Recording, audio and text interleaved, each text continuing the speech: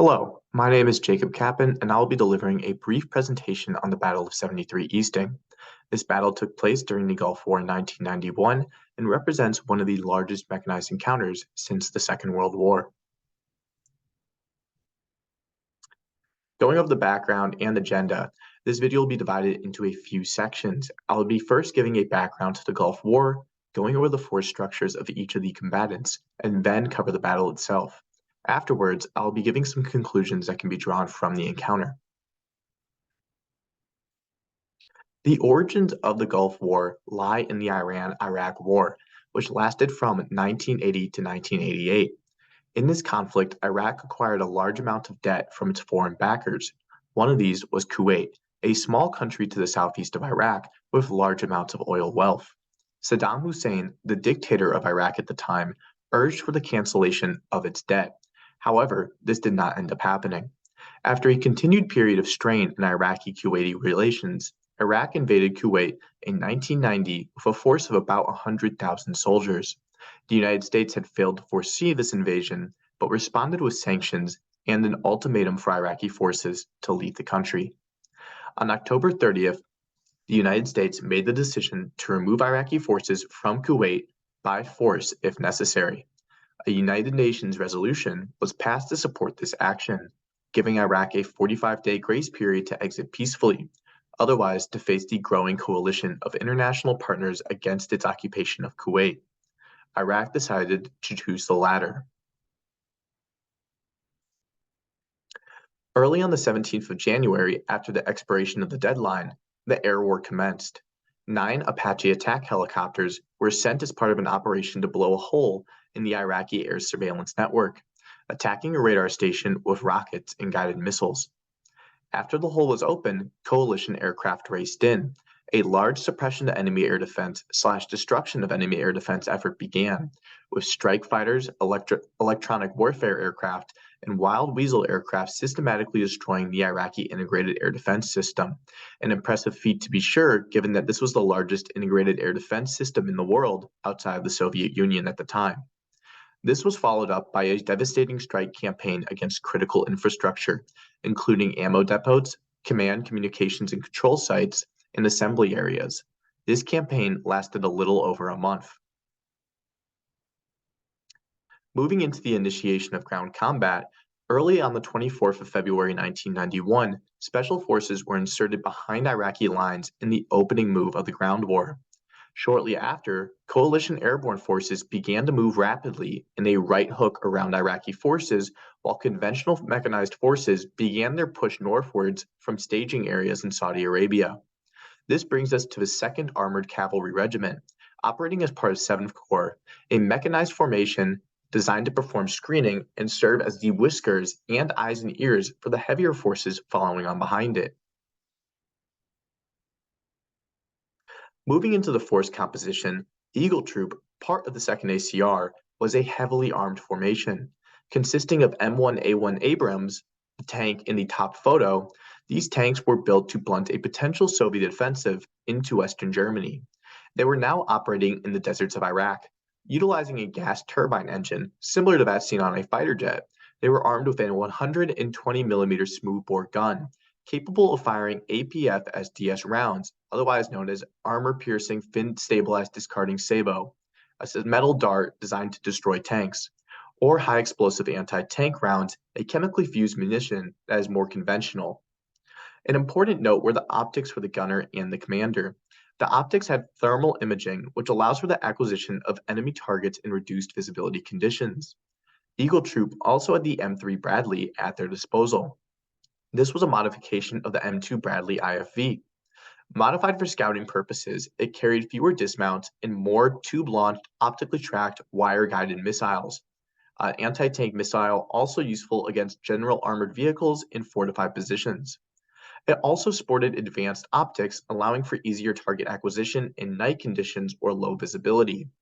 Eagle Troop also had support from self-propelled guns and multiple launch rocket systems stationed in the rear. Moving into the Iraqi force composition, a word of note, it is very hard to get a consistent number on exactly how many of each type of Iraqi vehicle and forces were committed to the battle, so I'm just sticking to an overview of what I am confident was present. Iraqi forces were armed with an export version of the Soviet T-72 tank. With a smaller profile, autoloader, and 125mm smoothbore, it packed a powerful punch while retaining a much smaller size profile compared to the M1A1 Abrams. They were also equipped with the BMP-1, which sported a 73mm smoothbore cannon, although its function is much more similar to a recoilless rifle, something like the RPG-7, and a guided missile launcher, which was not as advanced as the TOW. The Iraqis also had various APCs, such as wheeled BTR armored personnel carriers and MTLBs, which are similar in concept to the American M113 armored personnel carrier. They also had at least one ZSU-23 self-propelled anti-aircraft vehicle, dangerous to helicopters and other armored vehicles with its 23mm rounds. Its 23mm rounds would be able to destroy the optics on any Abrams or Bradley, rendering it blind. Another note, in comparison to other Iraqi forces, these were part of the Republican Guard, a parallel military institution similar to the modern-day Iranian Revolutionary Guard Corps. They had much higher morale and standards of training compared to regular line Iraqi units. Moving into the battle itself, Eagle Troop was assigned as part of 2nd ACR to conduct screening maneuvers to locate and fix Iraqi positions for heavier forces to follow up on and destroy. It had orders to locate the enemy but not become decisively engaged. The whole central idea of this maneuver is for 2nd ACR to prevent the larger mechanized forces behind it from being deployed prematurely and also to provide information to the commander. These maneuvers led 2nd ACR north and then to the east. This brings us to the afternoon of 26 February 1991, when 2nd ACR is ordered to identify potential Republican Guard defensive positions. Moving into a closer up view of the campaign map, we can see that 2nd ACR moves north from the initial breach zone, then makes a maneuver to the east, screening for the heavier forces that are behind it, such as the 1st Armored and UK 1st Armored Divisions. We can also see the force that the 2nd ACR will eventually encounter in this Battle of 73 Easting, which is the Iraqi Republican Guard Division right here that I've outlined. I've tried to pronounce the name on this multiple times, but I end up butchering it really bad. So just note, this is Iraqi Republican Guard. This is who 2nd ACR encounters in the Battle of 73 Easting, and they are a highly mechanized and highly trained formation compared to regular Iraqi units. Moving into the battle part 2, at 4:07 p.m., Eagle Troop is ordered to advance to the 70th Easting. The 70th Easting is a north-south grid line that is utilized to control the movement of forward forces and prevent them from becoming too separated from the main body. While on the advance, M3 Bradleys encountered a forward detachment of Iraqis serving as an observation post. This was composed of 3 tanks and 2 IFVs. These vehicles are engaged via TOW missiles from the Bradleys. The Bradleys win the encounter, suffering no damage or casualties. After the encounter, the force continues its advance, following a road. Weather conditions are poor due to a sandstorm, with the sandstorm limiting visibility significantly. This is where these thermal optics I mentioned earlier will be very useful. Eagle Troop encounters a village that is serving as a forward command post or recon observation post for the Iraqis. After receiving scattered small arms fire from the village, 9 Abrams form up and launch a volley into it. The village falls silent. After this encounter, Eagle Troop continues to the east, while the commander switches to a tanks lead formation after encountering some more scattered resistance. A tanks lead formation is a wedge with the M1A1 Abrams in front and the Bradleys behind it. The idea behind this formation is to give the people that can take damage, the M1A1 Abrams, the highest potential of encountering the enemy forces, leaving the more vulnerable Bradleys in the rear in a more defensive maneuver. Eagle Troop crosses over a large ledge and encounters Iraqi Republican Guard forces in a reverse slope defensive position at 4:18 p.m. A reverse slope defense allows for the Abrams range advantage to be nullified, as the Iraqis are already dug in and ready to engage, firing on the United States forces cresting the hill. U.S. tanks begin firing on Iraqi Republican Guard forces while also encountering mines. The United States forces engaged 5 Iraqi tanks in a line formation while also engaging a group of 3 located in a separate position further to the north. I am aware the graphic shows all of the Iraqi tanks in a line, but upon consulting more sources, it seems that the group of 3 was located a little bit to the north and they weren't exactly all just lined up like that. United States forces win this duel and continue their advance. Encountering further Iraqi forces, the United States commander makes the decision to press the attack, advancing beyond the 70th Easting. This also allows the United States forces to close the distance between them and the Iraqis, increasing the lethality of United States munitions.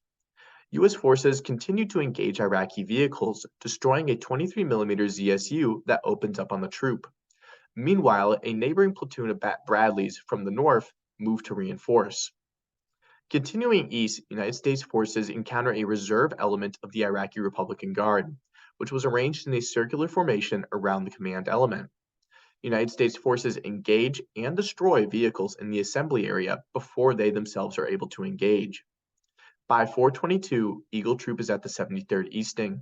At 4:40 p.m., the commander halts his troop to wait for the other forces to catch up. In this engagement, Eagle Troop has not lost a single weapon system or person. Meanwhile, Ghost Troop, to the north, encounters Iraqi forces to their own, and a Bradley takes damage from a mine, although they are able to maintain a safe distance behind Eagle Troop in order to avoid friendly fire. At 5 p.m., Ghost Troop is also at the 73rd Easting. Once positioned at the 73rd Easting, both Ghost and Eagle Troop occupy defensive posture. 3 waves of Iraqi counterattacks are launched against them in about company-sized formations. The first 2 are hit with DPICM artillery rounds that contain anti-tank cluster munitions. The third attacks in clear weather and is hit with multiple A-10 sorties. At 2 a.m., Ghost and Eagle Troop are relieved by larger forces. The Battle of 73 Easting is over. Moving into the conclusion, the Battle of 73 Easting showed off both the superior training and technology of the coalition forces. The speed with which coalition forces were able to acquire and engage targets was very impressive. This speed, developed from training against a potential Soviet incursion into Western Germany, was also useful in denying the Iraqi forces time to organize resistance in a fruitful manner. The technology present in the Abrams and Bradleys also gave the coalition a lopsided advantage. With both the ability to fire on the move due to stabilizers and in low-vis conditions due to thermal imagers. However, training and technology was only one component. The ability of the leadership of Eagle Troop to respond to a rapidly developing situation and coordinate a successful attack on the maneuver cannot be understated. The leadership prevented United States forces from being potentially bogged down and requiring them to be rescued.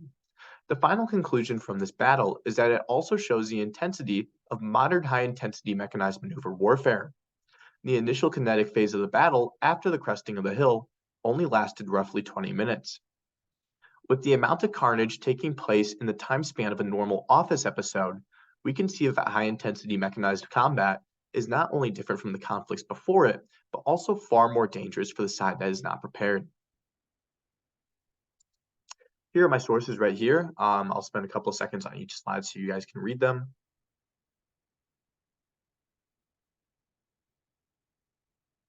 All images sourced from the public domain. And that is all the content I have for my final project. So I hope you guys enjoyed it and hope everyone has a good day. Thank you.